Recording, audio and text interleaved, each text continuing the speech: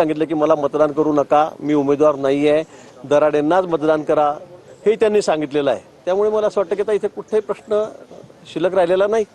भाऊ, पण ही अशी निवडणूक आहे, तुमच्यासारख्या मोठ्या मंत्र्याला नगरसेवकांना घेऊन इथे यावं लागतं आहे, ही वेळ का बरं येते? म्हणजे नाही, वेळ नाही, निवडणूक असली तर कुठली असली तर आम्ही ती सिरियसच घेतो, गांभीर्यानेच घेतो। कुठल्याही निवडणुकीमध्ये आम्ही थोडंसंही ढील त्या ठिकाणी देत नाही। तुम्ही बघितलं असेल आतापर्यंत निवडणूक छोटी असो मोठी असो सहकार क्षेत्रातली असो, शेवटी कार्यकर्त्यांसाठी आम्हाला सुद्धा यावं लागेल ना। तर कार्यकर्ते आमच्यासाठी रात्रंदिवस मेहनत करतील, आम्ही 7-7 8 वेळा निवडून यायचं आणि कार्यकर्त्यांना आम्ही वाऱ्यावर सोडायचं, ही आमच्याकडे पद्धत नाही।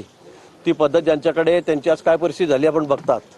नाही, पण आपल्याच मतदारांवर आपल्याच नगरसेवकांवर आपला विश्वास नाही, हेच यामधनं अभिप्राय। असं अजिबात नाहीये, कुठला विश्वासाविषयीचा प्रश्नच नाहीये। तुम्ही मतदान उद्या पडेल परवा पडेल त्यावेळेला काउंटिंग होईल, त्यावेळेला तुम्हाला कळेल की किती मोठ्या संख्येमध्ये आम्हाला या ठिकाणी मतदान झालेलं आहे। जेवढी आमची संख्या आहे त्यापेक्षाही जास्त मतदान आम्हाला या ठिकाणी होणार आहे। पण शेवटी काळजी घ्यावी लागते, ही निवडणूक आहे। मी तेच सांगतो आपल्याला की आमच्या वेळेला जसे कार्यकर्ते रात्रंदिवस डोळ्यात तेल घालून पळतात, जागरण करतात, न झोपता काम करतात शेवटचे 2-4 दिवस, तर मग आम्ही एखाद दिवस थोडंसं त्यांना भेटलो जाऊन, तर त्यात वावगं काय? मला वाटतं त्यात काही चुकीचं नाही। कारण हे शेवटी कार्यकर्ते पुढे पक्षाचं काम हेच करणार आहेत। प्रत्येक लोकसभा विधानसभा सगळ्या निवडणुका महानगरपालिकेमध्ये हेच कार्यकर्ते काम करणार आहेत।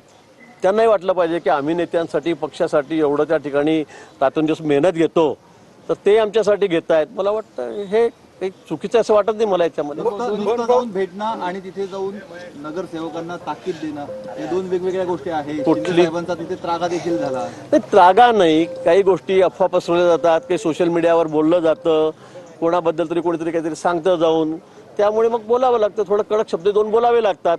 मी पुन्हा सांगेल की त्यामध्ये चुकीचं काहीच नाहीये। भाऊ, या सगळ्या दरम्यान गणेश गीते यांनी असं एक मुद्दा हो, संजय राऊत म्हणतात की जे जे खासदार कुठे त्या ठिकाणी जाऊन राडा करा असं त्यांनी त्यांच्या कार्यकर्त्यांना सांगितलं। कोणी राडा करायला सुद्धा तर त्यांच्याकडे काही शिल्लक राहिलेलं नाही। कोण शिल्लक राहिलेलं आहे? ते दिवस गेले जेव्हा तुम्ही त्या ठिकाणी आमच्या सोबत होतात, बाळासाहेबांच्या आयडिओलॉजीने चालत होतात, पण आता ते राहिलंच नाही तुमच्यामध्ये काही। तुम्ही आता काँग्रेसच्या मांडीवर जाऊन बसलेला आहात।